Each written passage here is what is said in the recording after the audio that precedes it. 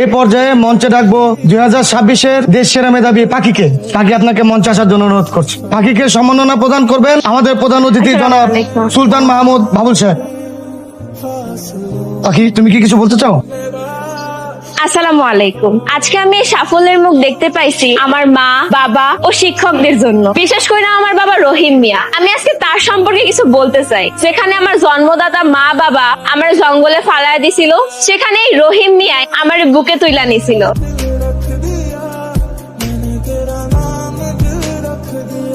জঙ্গলের মধ্যে বৃষ্টির মধ্যে এই বাচ্চাটা পড়ে আসছিল, তুই ওখান থেকে তুই আনছস? এই বাচ্চা তুই পারবি? পাগল হয়ে গেছস? হাব্বারে কি কইবি? দেখ কি মায়া।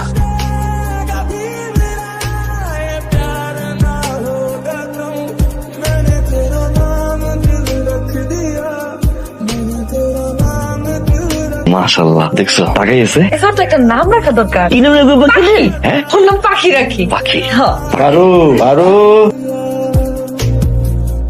কিরে, তুই কি করস? এমনি আইছিলাম আর কি দেখা করতে। ঘুরতে তোরা কইছি এই বাড়িতে না আসতে, তোর বাড়ি ঘর নাই, তুই সারাদিন এখানে পড়ে থাকো। চল চল বসে, চল যাই। এই বাচ্চা কান দেখার, এই এটা কার বাচ্চা? আবার ওই পাশের বাড়ির ভাবির বাচ্চা এইখানে। আমি কিছু বুঝি না, আমি ফিডার খাই। এই এটা তোর আগের ঘরের বাচ্চা, তুই বিয়ে করছিস? কি উল্টোপাল্টা কথা কর। আমি বিয়ে করছি, বাচ্চা করতে হইব। অবশ্যই বিয়ে করছিস, তাহলে বাচ্চা এলো কোথা থেকে? গত শুক্রবার দিন যে বৃষ্টি হইলো না, পুকুরের যে বারজা, অনেক কান্নার আওয়াজ। পর টর্চ দিয়ে খুঁজছি, দেখি বাচ্চা। দেন চেহারাটাই কি মায়া। পর লই এসে কান্নাকার বাচ্চা, আইলে দিয়ে দিব। আমার কি সর্বনাশ হয়ে গেছিল। আমি আমি আমার মেয়ের বিয়ে দিতে চাইছিলাম, ওর সাথে আমি বিয়ে দিতে চাইছিলাম। আল্লাহ আমার বড় বাচ্চার বাঁচাইছে। আমার জীবন থাকতে, আমি জীবিত থাকতে তোর সাথে আমার মেয়ের বিয়ে দিব না। মরে যান। কি জীবন থাকতে যেহেতু বিয়ে দিবেন না, তো মরে যান।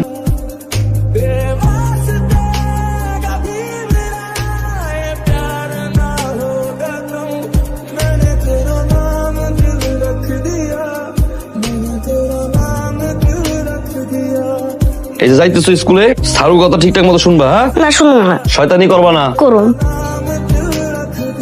দুষ্টামি করুন। সত্যি মিথ্যা করে কিন্তু দাঁত পড়ে দেবে সামনে। কেমন আছিস? ভালোই, তুই কেমন আছিস? আছি।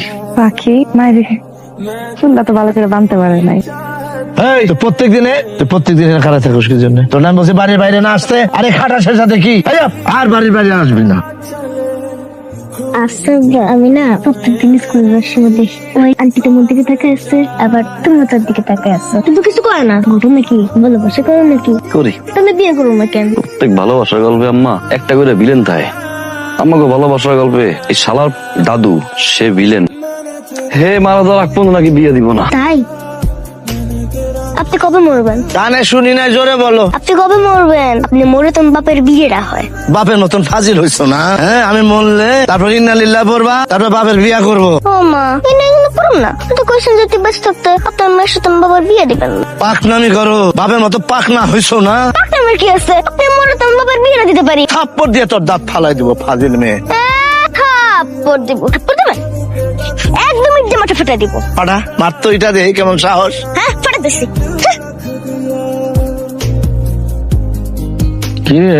আমরা এতগুলি লোক বসে রয়েছি, তুই কোনো কথাবার্তা করতেছিস না? বিষয়টা হয়েছে যে আমার যেখানে রাস্তাঘাট পথে ঘাটে যেখানে দেখে ইন্নালিল্লাহি ওয়া ইন্না ইলাইহি রাজিউন, সব সময় একই কথা কয়। যখন আমি মরি না, তখন সে তার এই মেয়েটাকে তারে আমার পিছনে লেলায় দিছে। এই পাখি এত বড় একটা ঢিলা নিয়ে ঠাস করে আমার মাথার মধ্যে মাছের বিচার করার মাছ। আচ্ছা, প্রথম কথা হইলো তুই এই ইন্নালিল্লাহি বলাটা বন্ধ কর। আমি একটা কথা কই কি, ওই মেয়েটা দিক তাকে দেখ, শিশু মানুষ ওই, আর এত বড় একটা ঈদ এই যদি তুই দেখাইলি, এটা কি সম্ভব? যা হয়েছে তুই মাফ করে দে। না হইলো না, আমি বিচার চাই, বিচার চাই। কি ওর শাস্তি তুই চাস? চাই। কাকা ও কি ধরনের কথা কয়? যদি ঢিল মারার বুদ্ধি আমি দিয়ে থাই, আমি দিছি, যেটা আমি বুদ্ধি দিছি, শাস্তি আমার হইব। আমার মাইয়ার কে? আমি শাস্তি চাই, শাস্তি চাই। আচ্ছা থাম, তুই ক কি শাস্তি চাস?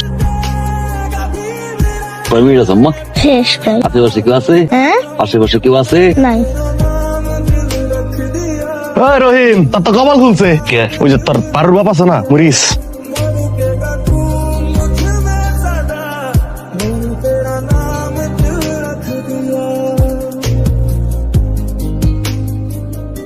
তাহলে চলো আমরা তিনজনে একসাথে ঘুমাই। চলো তোমরা ঘুমাও, আমি যাই না। তোরা ঘুমা মানে আম্মা তোমার বুকে নিয়ে না ঘুমালে তোমার ঘুমায় না। আমি তো তোমার মুখের মধ্যে ছাড়া ঘুমাতে পারি না, কিন্তু কি করব, আন্টি কইছে তোমাকে একসাথে থাকতে, আমি গেলাম। আম্মা একটু পর যাও। হয়েছে আর এত ঢং করতে হইব না, পরে নিয়ে গেলাম আমি। কি শুরু করছো? আপনার ছাড়া তুমি ঘুমাইতে পারি না। এত সাধনার বিয়া আর এখন বউ রেখে আবার কি? ভালো লাগে না ওর সাথে। আমার দিকে তাকা। কি ভালো লাগে না? লাগে আমার এটা কইতাছিস কেন? ও থাকলে ভালো হবে না। মার দিমু কিন্তু।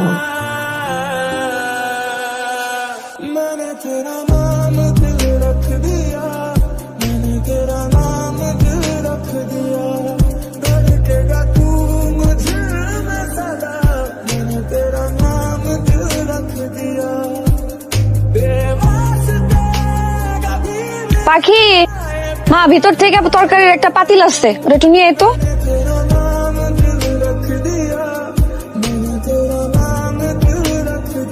পাখি পাখি কেউ আছেন? ও পাখি আব্বা। সব রিপোর্ট দেখে মনে হইতেছে মাথায় একটা টিউমার হয়েছে। টিউমারটা মাথার সাইজ অনুযায়ী অনেক বড় হয়েছে। ইমিডিয়েটলি টিউমারটা অপারেশন করতে হবে। এক কাজ করো, ওরে নিয়ে ঢাকায় যাও, ঢাকায় গিয়ে মেডিকেলে ভর্তি করো।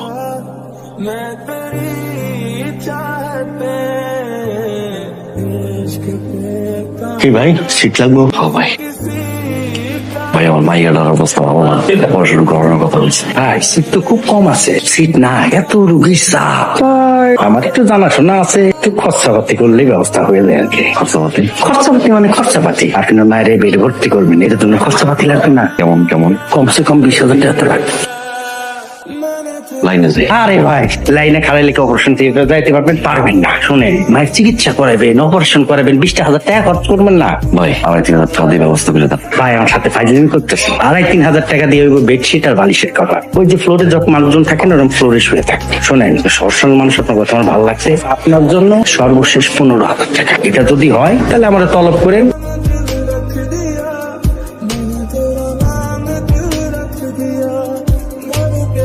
আব্বা বাবা, ডাক্তার কখন আইবো? বাবা আমার মায়ের অবস্থাটা খুব খারাপ। আব্বা আব্বা একটু হাওনি আইতে কর না আপা। লাভ নাই, ওয়ার্ডে ভর্তি রোগীর আগে অপারেশন করব নাকি যারা বারান্দায়? তাই কইতাছি এখনো সময় আছে, মায়েরা চিকিৎসাটা করো, টাকা পয়সা খরচা করো, অপারেশনটা করাও। বাইরে আমার টাকা পয়সা থাকলে মাইয়াটার তো আমি রাখতাম না ভাই। পছন্দ এটাকে আমার টাকা নাই ভাই, একটু ব্যবস্থা করেন না, আল্লাহর দোহাই লাগে ভাই। রাখো মিয়া, এখানে আবেগ টাবেগের কোনো দাম নাই, আবেগ দিয়া জীবন চলে না। মায়া মইরা গেলে লাশ নিয়ে যাইতে গেলেও কিন্তু পাত্তি খরচ করা লাগবে। ভাই শোনেন, আপনার মায়েরারে যদি বাঁচাইতে চান তাহলে একটা বেসরকারি হাসপাতালে নিয়ে যান। এখানকার যে সিরিয়াল, আপনার মায়েরে বাঁচাইতে পারবেন না।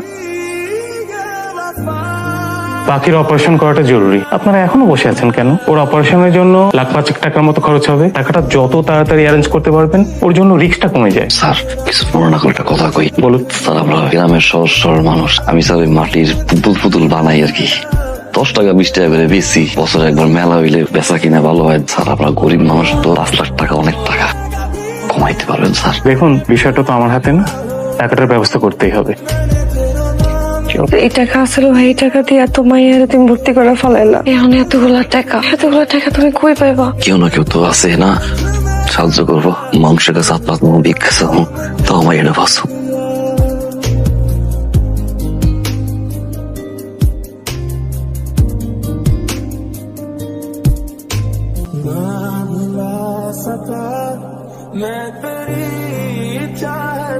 মা, আব্বু কখন আইবো? আব্বা আইবো আম্মা, না তুমি একটু খাও।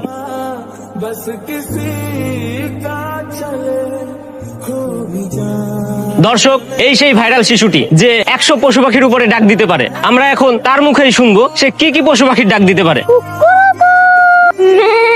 দর্শক আপনারাই দেখলেন এইটুকু বাচ্চা কত রকমের কণ্ঠ দিতে পারে। এইরকম আরো ভাইরাল নিউজ দেখতে আমাদের সাথেই থাকুন। পাইছো?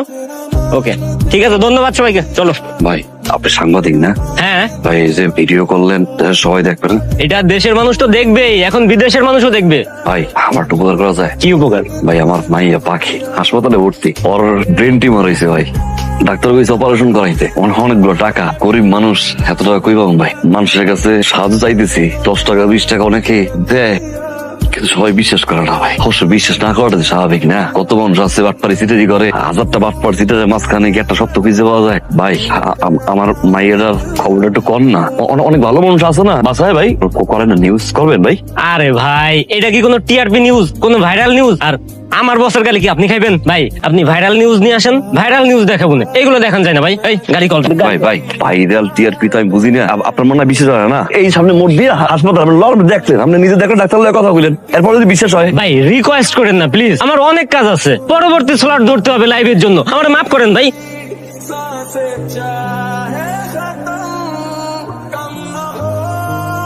আব্বা একটা কইলো যে কালকে অপারেশন না করলে আমি মরে যাবো। কি কইছে তোমারে? পৃথিবীতে কোনো বাপ বাইসে থাকতে কি মাইয়ারে কবর যেতে দেয়? চলো অ্যাবর্শন করাই। শোনো না, একটা সন্তান আল্লাহ আমাদেরকে দিয়েছেন, তারে আমরা এইভাবে মাইরা ফেলাবো?